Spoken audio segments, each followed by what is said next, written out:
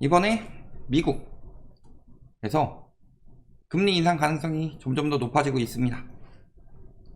지금 보시면은 6월 금리 인상 전망 5월 26일까지만 하더라도 58.5%였는데 28일이 되니까 64.2%가 되고 오늘이 되니까 72.2%까지 올라갔죠. 그러니까 지금 PCE 발표 전까지는 동결이 유력하다고 생각을 했는데 PCE 발표를 보니까 안되겠다, 인상을 할 것 같다 라는 전망이 빠르게 올라가기 시작한 거죠. 그래서 지금 미국의 금리 전망이 빠르게 올라가고 있는 이유는 PCE 중에서도 근원 PCE가 안 잡히고 있기 때문이죠. 그래서 2000년대 통틀어서 다 뽑아봤어요. 인베스팅에서 보통 많이 나와도 2.5 수준이었는데 최근 5% 넘게까지 올라가긴 했지만 최근 이게 안 잡히고 있다는 거죠. 그래서 아직도 4.7%나 나오고 있고요. 예측보다 더 높게 나왔다. 자, 금리를 올리는 이유는요, 인플레이션 억제죠. 근데 요즘에 금리가 동결될 이유 나온 것들이 경기 침체죠. 특히 미국 같은 경우는 이제 뱅크런 위험도 있고, 그 다음에 디폴트 대비로 이제 부채 한도 협상 또는 이제 고용, 이런 것들이 지표가 안 좋아질 수 있다. 그러니까 동결 이야기를 했었는데 인플레이션이 예상보다 높게 나왔다. 그러니까 이야기를 하는 거죠. 다시 금리를 올릴 가능성이 높아지고 있다. 그래서 동결될 이유 쪽 보면은 지난달까지는 고용지표가 호조였습니다. 이제 다음 발표가 6월 첫째 주 금요일이니까 오지 않았는데요. 다음 발표도 노동시장이 강력할 가능성이 높고, 지금 현재 미국의 노동시장은 전부 다 막 취업자 수가 막 늘어날 상황은 아니에요. 일자리가 증가했는데 이번에도 전망치를 넘어서긴 했는데 다음 달에 이 전망치를 넘어서지 않는다고 해서 고용지표가 안 좋아진 게 아니에요. 왜? 이미 많이 고용해서 예상치를 지금 막 몇 달씩 넘고 막 그랬었죠. 그러니까 이미 많이 고용을 했고, 지금 보시면 실업률 3.4%는 지금 54년 만에 가장 낮은 수준이다. 그러니까 완전 고용을 넘어선 상황이기 때문에 고용자 수가 막 더 확 늘어날 가능성은 높지 않다. 그리고 지금도 사실은 뭐 고용자 수가 더 안 늘어났더라도 실업률이 이 정도로 유지가 된다면 고용지표는 충분히 잘 나오고 있는 거죠. 이런 상황에서 지금 디폴트 우려도 끝났습니다. 지금 디폴트발 증시 폭락이나 경기 침체 우려가 겹쳤다. 그 이유는 백악관과 공화당이 27일 기준 부채 한도를 올리는데 원칙적으로 합의를 했다. 그러니까 부채 한도 협상, 이거 공화당에서 안 할 거라고 이야기한 적 단 한 번도 없어요. 저희는 공화당에서 해줄 거다. 해주는데 쉽게 해주진 않는 거죠. 왜? 안 하면 같이 망해요. 안 하면 같이 망하는데 책임은 누가 져요? 트럼프 대통령이 지는 게 아니라 바이든 대통령이 지게 되죠. 그러니까 안 하면은 미국이 망하니까 결국엔 할 수밖에 없는 상황인데, 더 불리한 건 바이든 쪽이죠. 공화당보다는. 그러니까 아무래도 더 쫄리는 쪽이 더 많은 협상안을 주기 마련이고, 그때 최대한 얻어낼 수 있는 것들을 얻어내는 것이 반대편에서 할 일이다. 그래서 보시면 어때요? 지금 비국방 분야의 재량 지출을 2023년 수준으로 제한하고 25년에 1% 증이하도록 합의하고, 뭐 난항을 겪던 식량 보조 프로그램, 이런 복지 수혜자 근로 요건도 공화당 요구대로 강화하기로 했다. 즉 결국엔 할 건데 쫄리는 건 바이든이죠. 지금 쫄리는 건 바이든입니다. 왜냐면 한도 협상이 안 됐을 때 디폴트가 오는데, 보통은 그래서 디폴트가 안 오도록 만드는데 그 기한이 굉장히 촉박하게 남았었고, 그 잔금이 그 한도까지가 얼마 남지 않았었기 때문에, 그러니까 결국에는 공화당이 최대한 많이 뜯어낸 형국이다. 요구할 수 있는 것들에 대해서. 그리고 합의는 결국 원칙적으로 넘어갔기 때문에 공화당이 이긴 거죠. 협상에서 이긴 거고, 바이든 같은 경우는 협상을 해줄 수밖에 없는 거죠. 불리하기 때문에. 왜냐면 얼마 안 남았으니까. 기한과 한도가 얼마 안 남았으니까. 그 부분을 이용해서 공화당은 협상을 잘한 거고, 바이든은 어쨌든 이 부분을 지켜내면은 민심을 어느 정도 얻어낼 수 있다. 이렇게 보시면 되겠죠. 그런데 이 부분이 협의가 됐어요. 부채 한도가 더 늘어난다. 부채 한도가 더 늘어나면 어떤 게 가능해질까요? 기준금리 인상은요, 즉 이자가 올라간다는 소리죠. 근데 국가도 국가 부채가 있습니다. 국가 부채가 한도에 다다라서 국채 이자가 높아지면 안 되니까. 근데 그 이자가 높아지는데 요 한도가 높아졌다. 그러면 이자가 높아지는 것을 어느 정도 더 감당 가능해지게 할 수 있다라는 거죠. 그만큼 부채 한도 협상이 빠르게 이루어졌다는 것. 그리고 우리나라 기준으로 6월 15일쯤에 미국의 연준회의가 발표되니까 그때 금리 인상 가능성에 대해서 더 논해볼 수 있다라는 거죠. 이런 와중에 우리나라는 금리를 동결을 했죠. 며칠 전에. 그래서 금리 인상 기조가 사실상 종료된 것이다. 왜 근데 이런 이야기들이 나올 수 있었느냐? 첫 번째는 인플레이션이 잡혔다. 이 부분에 대해서는 미국은 근원을 보는데 우리나라는 자꾸 CPI만 보면서 이야기를 하니까 좀 엉뚱한 것을 하고 있는 거죠. 요걸 잡아야 되는데 딴 것 때문에 잡힌 걸 가지고 계속 이야기를 하고 있는 거고.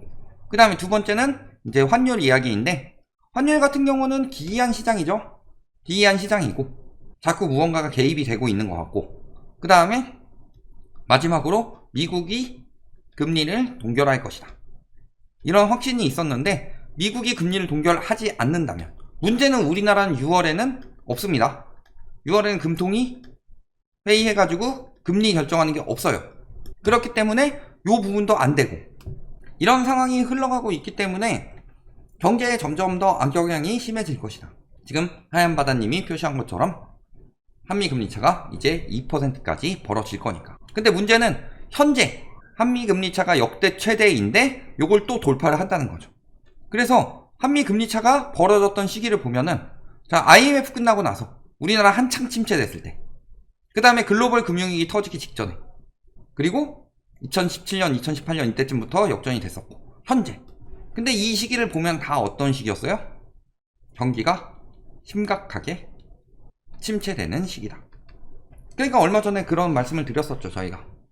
미국이 금리를 빨리 올리고 그 뒤에 경기 침체가 오든가, 아니면은 미국이 올리는 금리를 따라가지 못할 정도로 우리나라가 경기 침체가 심해서 한미 금리 차가 벌어지는 거고 역전이 되는 거고, 지금 상황 같은 경우는 우리나라 경기가 따라가고 있지 못하기 때문에 역전이 된 거죠. 우리나라가 인플레이션이 잡혔다라고 하는데 우리나라는 인플레이션 지표 자체가 미국이랑 보는 게 달라요. 그래서 OECD 방식의 근원 인플레이션을 봤을 때 근원 인플레이션으로 보면 미국과 비슷한 수준이다. 그런데 미국은 금리를 근원 인플레이션보다 높여놨지만 우리나라는 그것조차 하지 않은 상황이다. 그런데 문제는 우리나라는 수입과 수출이 활발한 나라이고 그걸로 먹고 살아서 무역 수지로 이득을 봐야 되는데 이 부분이 제대로 해결이 되고 있지 않죠. 특히 중국을 배척하면서 중국에서 무역 적자가 어마어마하게 나고 있고, 그리고 수입 물가도 높아지면서 물가는 계속 올라가고 있는 상황이에요. 이런 악순환들이 계속 돌고 있는데 문제는 그 전에 빚이 너무 많이 쌓였죠. 그 빚이 쌓인 것이 감당이 안 되니까 터트리지 않는 거죠. 암 수술을 해야 되는데 몸이 영양실조예요. 그러니까 영양부터 일단 채워 넣어야 된다. 근데 그렇다고 해서 암이 사라지진 않아요. 언젠간 수술해야 될 암이고, 그래서 영양실조가 회복됐다고 해서 나는 이제 몸이 다 나았다, 이게 아니라 암덩어리는 계속 남아있는, 그래서 결국에는 암 수술도 해야 되는 그런 상황이라는 거예요. 그러니까 경제 성장률이 개판이 나고 있는 거죠. 경제 성장률 지금 계속 낮추고 있죠. 작년부터 올해 경제 성장률 예측했던 거요 2%대였는데 거의 반토막 났어요. 이마저도 시작도 안 한 거죠. 하반기는 어떨 거예요? 생각보다 빠르게 늘어나고 있는 연체요, 생각보다 빠르게 늘어나고 있는 무역 적자, 생각보다 빠르게 늘어나고 있는 정부 적자. 지금 자영업자의 실질소득은 10% 넘게 떨어졌다고 하고 있죠. 기업, 좀비 기업, 한기 기업들 어마어마하게 늘었다고 하고 있죠. 이런 상황이에요. 그런데 바젤3 실행 중, 지금 딱 물어보셨는데 딱 그 얘기하려고 그랬는데 결국에는 바젤3도 다 시행 못했죠. 점진적으로 시행을 하는데 계속 늦춰지는 것들이 있죠. 왜 늦춰지고 있어요? 은행권에게 굉장히 많은 걸 요구하고 있기 때문에. 그러니까 이제 6월에 유동성 커버리지 비율 맞추기 위해서 은행에선 자금 확보를 해야 되고, 그러니까 은행채를 많이 발행을 하니까 지금 은행채 금리가 무섭게 올라가고 있는 거고, 은행채 금리가 무섭게 올라가고 있다는 것 자체가 기준금리는 동결을 하더라도 시중금리는 누를 만큼 눌러놨던 것들이 다시 용수철 효과로 튀어오를 상황이다. 이런 상황이고, 그런데도 금리 인하 막 이야기 나오죠. 뭐 경제성장률 전망치가 지금 주요 다 떨어지고 있으니까 금융 불안이 커지면 금리 인하에 대한 요구가 다시 커질 것이다. 아이고, 이 상황에서 금리 인하하게 되면요, 환율 또 칩니다. 환율이 그렇게까지 튄다는 것 자체가 뭐냐, 1300이면 경기 침체예요. 1400 넘어가면 경제 위기입니다. 우리나라 이미 경제 위기 한번 왔었어요. 지금 정부에서 돈 풀어서 억지로 시장을 지금 눌러놔가지고 환율도 낮춰놓은 건데, 그렇게 한번 튀었었어요. 근데 감당이 안 되겠죠. 그 다음에는 말씀하신 대로 그 외환보유액이 다 외환보유액이 아니라 그 중에서 가용 외환보유액이 따로 있는데 그 부분도 크게 한계를 맞이할 수 있으니까. 그래서 보시면은 되게 신기한 게, 자, 불과 1월에 있던 이야기예요. 기준금리 3.5였죠. 근데 국고채가 3.4까지 떨어졌어요. 그러니까 뭐라고 분석을 하느냐, 국고채 3년 금리가 3.5%를 하회한 것은 채권시장이 인상 종료를 넘어 기준금리 인하를 반영하기 시작했다. 이런 이야기를 했는데요. 지금 채권금리가 올라가서요, 다시 3.5% 넘어갔습니다. 3년물, 5년물, 10년물 다 넘어가죠. 대출금리만 올라간다고 하고 있어요. 기준금리 인상을 반영하고 있다, 이런 식으로 이야기가 안 나오고. 그러니까 되게 말장난 치고 있는 건데요. 잘 생각해보세요. 지금 생각을 해야 될 게, 첫 번째, 우리나라가 인플레이션이 잡혔냐? 안 잡히고 있죠. 특히 근원 인플레이션 자체가 안 잡히는데 다른 인플레이션이 잡혔다는 것 자체가 상황이 지금 책정이 굉장히 이상하게 되고 있다는 소리죠. 굉장히 반영을 많이 하고 있다, 유리한 쪽으로. 하지만 근본적인 인플레이션은 안 잡히고 있다. 두 번째, 이 상황에서 경기 침체가 다가오고 있다. 그리고 세 번째, 그럼에도 불구하고 우리나라는 금리 인상할 여력이 없어서 동결을 시켰다. 여기까지만 보시면요, 금리 동결해가지고 조만간 시중금리 내리네. 시중금리는 이미 정부에서 누를 만큼 눌러놨고, 이 부분이 이제 바젤3를 적용하고 은행에서도 자금을 확보해야 되기 때문에 은행채 발행하면서 눌러왔던 것들이 다시 튀고 있고, 그렇다고 해서 다른 지표가 좋아지고 있느냐? 다른 지표도 안 좋아지고 있어요. 인플레이션도 안 잡히고 자영업자 침체나 여러가지 다 심각해지고 있습니다. 자, 우리나라 얼마 전에 막 그런 기사 뜨더라고요. 상위 20% 소비가 어마어마하게 늘었다. 상위 20% 소비를 왜 그렇게 강조할까요? 상위 20% 정도 돈 되는 사람들은 인플레이션이 좀 있어도 괜찮죠. 근데 그 밑에 80%는 어떻게 되고 있느냐? 왜 상위 20%만 가지고 이야기를 하느냐? 지금 상황을 보시면요, 미국에서 금리를 올렸어요. 여기서 만약에 버티지 못한다, 또 뭐 환율이나 혹은 그 자금, 외국인 자본이 빠져나간다든가 이런 여러 가지 상황이 벌어지면서 버티지 못한다 하는 상황이 오게 되는 순간에 어떻게 된다? 다시 금리를 올려야 되는 상황이 나올 수도 있다. 그런데 지금은 기준금리 동결하고 눌러놓는 상황에서도 시중금리가 꿈틀꿈틀 대고 있는데, 채권금리로 인해서.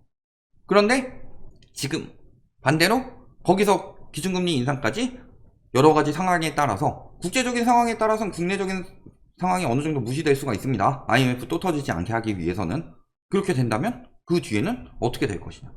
심지어 그렇게 되지 않더라도 지금 상황이 어떻게 흘러가고 있느냐, 이런 부분을 보시면요, 지금 전 세계적으로 심상치 않게 흘러가고 있는데 우리나라가 굉장히 침체돼서 못 따라가고 있는 상황이라서, 뭐 지금 뭐 주식이 튀고 집값이 튀고 이런 것에 막 연연해가지고, 그래서 결국에는 우상향이하고 들어갔다가는 먹잇감 되기 딱 좋은 상황이다, 이렇게 보시면 되겠습니다.